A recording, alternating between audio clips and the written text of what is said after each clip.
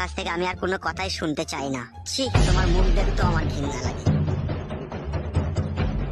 তো লেওড়া, এই ছিল আমার জীবনের সত্যি ঘটনা, বুঝলি? তোরা জানতে চাইলি তাই বললাম আমি।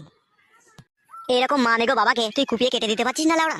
বে পচা, খবরদার বউ রেখে সারা বিদেশে যায় না, তোর বাবা পাক পাক করে দেবে। বুঝতে পারছিস তো কিরকম ঘটনা ঘটছে? তাই করে মারা, এ তো বিয়ে করাই সমস্যার ব্যাপার মনে হচ্ছে। সমস্যা? বোকাচোদা, ও বলে কিছু বলতে পারেনি। আমার মতো ছেলে হলে না বাবার বিচি কেটে মারা মদের চাট করতাম বেলা ওরা।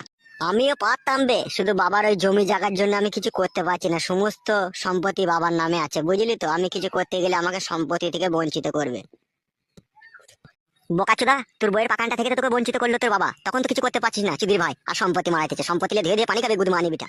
ঠিকই বলছে মারা, ওইরকম বাবাকে দিয়ে খেলাগা, বোকা চুদা আমার গান মারাইছে।